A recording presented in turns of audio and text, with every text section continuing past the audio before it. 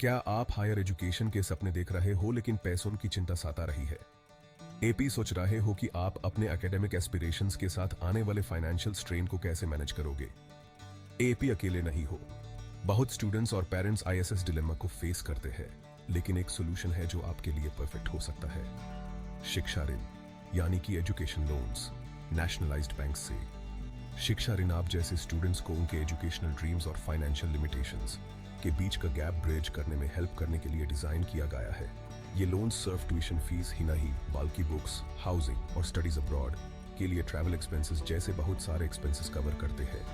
Education loan लेने का process simple है और सभी के लिए हायर एजुकेशन को एक्सेसिबल बनाने के लिए बनाया गया है। आगे की सेक्शंस में हम बेनिफिट्स, एलिजिबिलिटी, डॉक्यूमेंट्स और आपकी नीड्स के लिए सही बैंक चूज करने के बारे में बात करेंगे।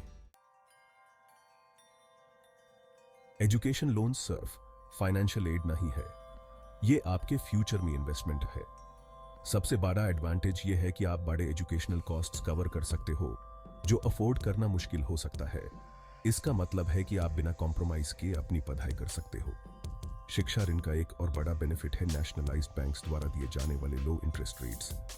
ये रेट्स पर्सनल लोन से कम होते हैं, जिससे ये एक इकोनॉमिकल चॉइस बन जाते हैं। ऊपर से एजुकेशन लोन्स पे दिए गए इंटरेस्ट पे इनकम टैक्स एक्ट की सेक्शन 80E के अंडर टैक्स डिडक्शन मिलता है, जिससे आपका टैक्स बर्डन कम हो सकता है। Flexible repayment options education loans का एक इंपॉर्टेंट पार्ट है। ज्यादातर बैंक्स एक मोरेटोरियम पीरियड देते हैं, जिसमें आपको लोन रिपे नहीं करना पड़ता। ये पीरियड यूजुअली आपके कोर्स की कंप्लीट होने तक और उसके बाद 6 मंथ्स to 1 ईयर तक होता है, जिससे आपको जॉब ढूंढने और अपने फाइनेंसेस ऑर्गेनाइज करने का टाइम मिल जाता है। एजुकेशन लोन के लिए एलिजिबल होने के लिए आपको एक इंडियन सिटीजन होना चाहिए और आपको किसी रिकॉग्नाइज्ड एजुकेशनल इंस्टीट्यूशन में एडमिशन मिलना चाहिए। ये ग्रेजुएट, पोस्ट ग्रेजुएट, प्रोफेशनल और वोकेशनल कोर्सेज के लिए अप्लाई होता है। कोर्स और इंस्टीट्यूशन इंडिया या अब्रॉड में किसी कॉम्पिटेंट अथॉरिटी से रिकॉग्नाइज्ड होना चाहिए। ये इंपॉर्टेंट है क्योंकि ये एजुकेशन की क्वालिटी और डिग्री की वैलिडिटी इंश्योर करता है, जो बाद में जॉब प्रोस्पेक्ट्स को अफेक्ट करता है।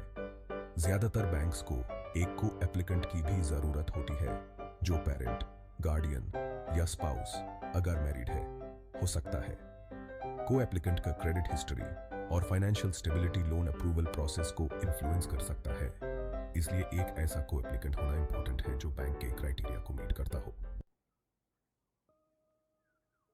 सेक्शन 4, डॉक्यूमेंट्स की जरूरत।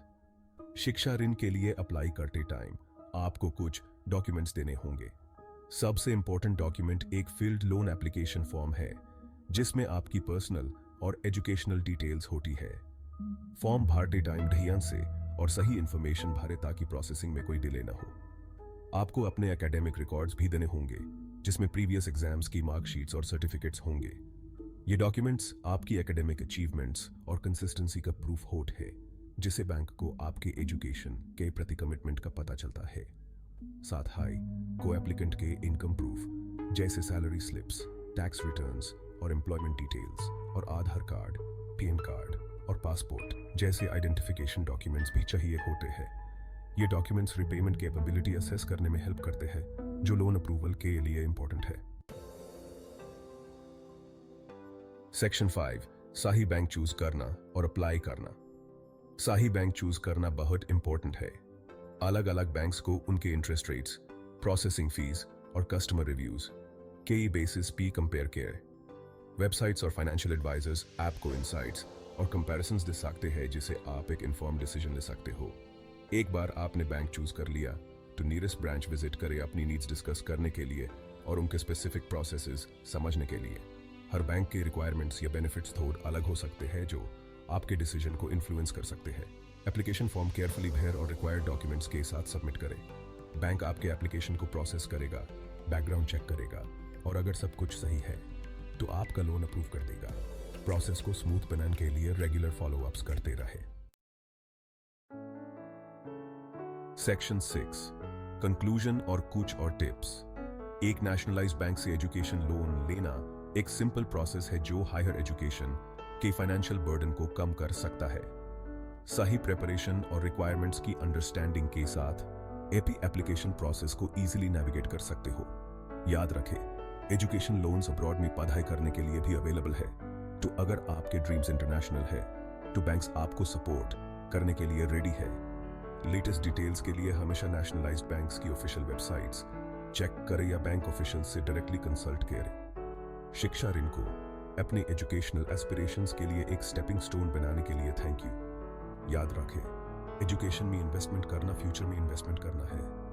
अप्लाई करने से पहले हमेशा अपने चोजन बैंक से करंट इंफॉर्मेशन वेरीफाई करना ना भूलें।